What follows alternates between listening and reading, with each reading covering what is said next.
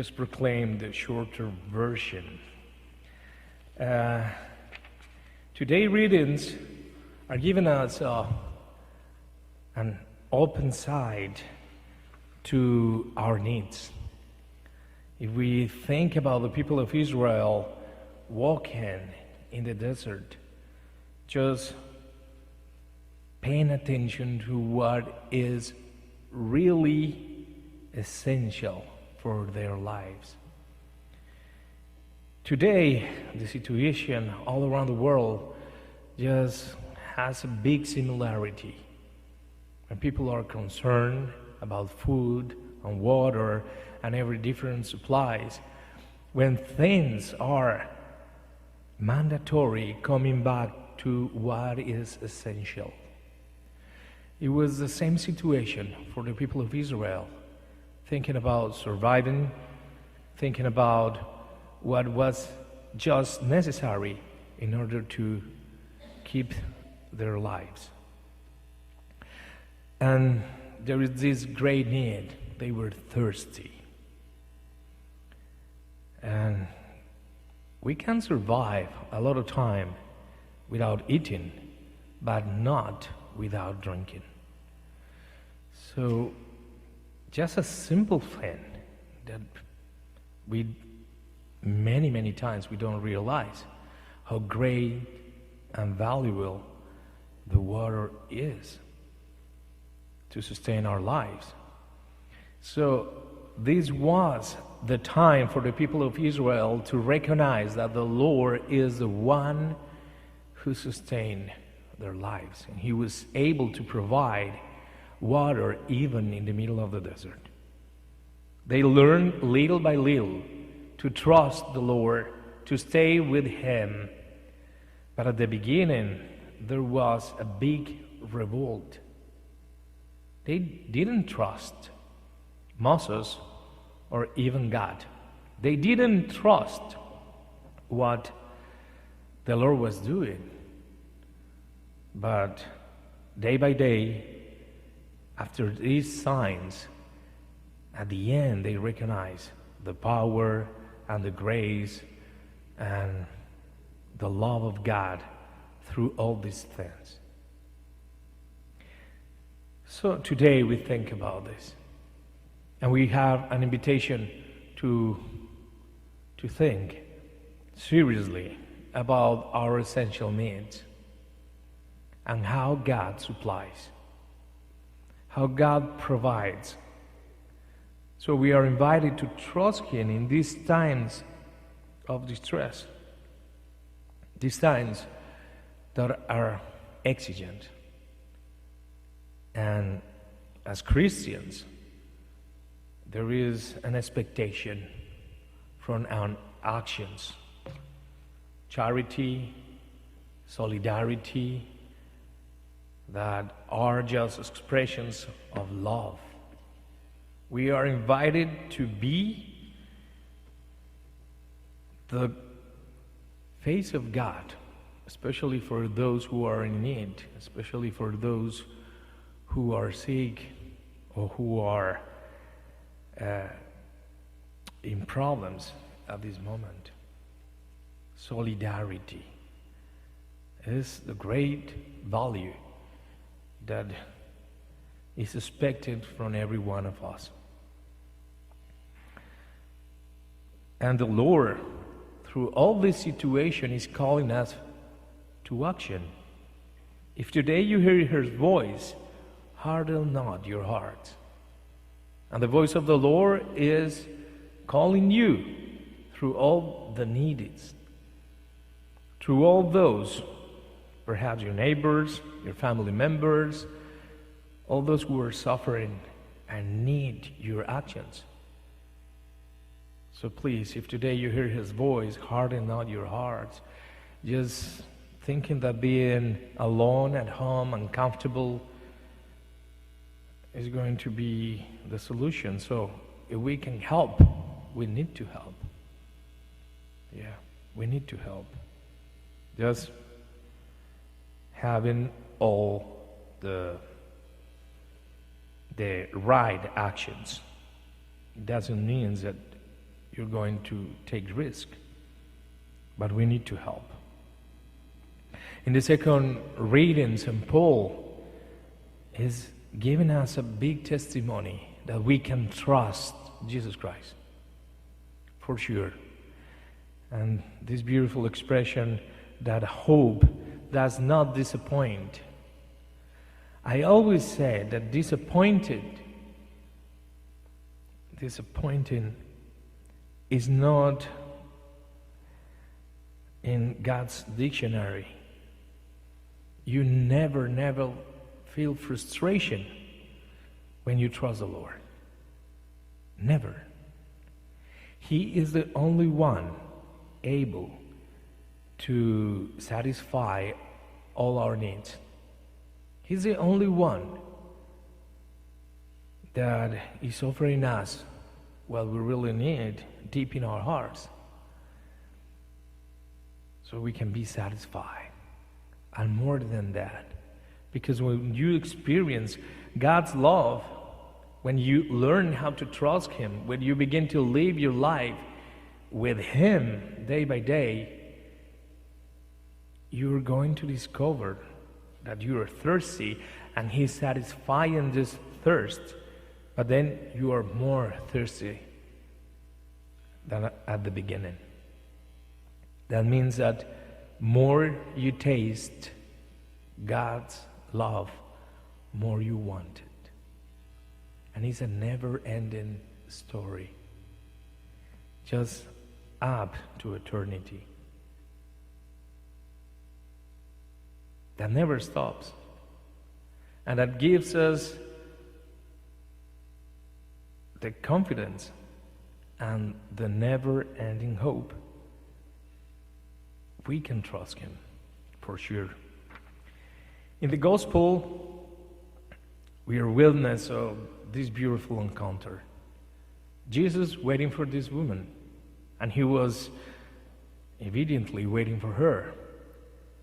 He was thirsty and tired, walking all these kilometers and miles from Jerusalem. And at the middle of the day, the sun is given a lot of hot. So He was there waiting for this woman. The most natural thing was going together with His disciples to buy food, but He decided to stay there. And we find this woman, very strange, arriving at the wheel at this time of the day. Is not normal. At that time, people used to go to the wheel early in the morning when there was not sun.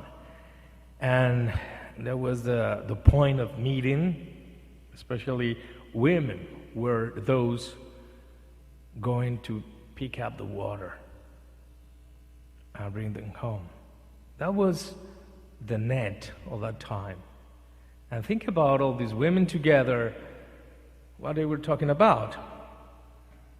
And it was the moment of the day when they, for real, got all the information about what was going on in that little town. So, for her condition, it was very irregular. When we see in the longer version, when Jesus asked her, call your husband. Go and call your husband. And she just answered, I do not have a husband. She knew that she didn't belong. When you love, you belong. You belong to someone. Someone belongs to you. That's the essence of love. And she didn't feel this in her life. She was conscious that she didn't belong to anyone. You're right in saying, I do not have a husband, for you have had 5 husbands, And the one you have now is not your husband. What you have said is true. So Jesus, with his love, in a gentle way, just discovered her wounds. She got a wounded heart. She was suffering. Because when we don't love and we don't feel that we are loved, we suffer. So she was suffering, and suffering a lot.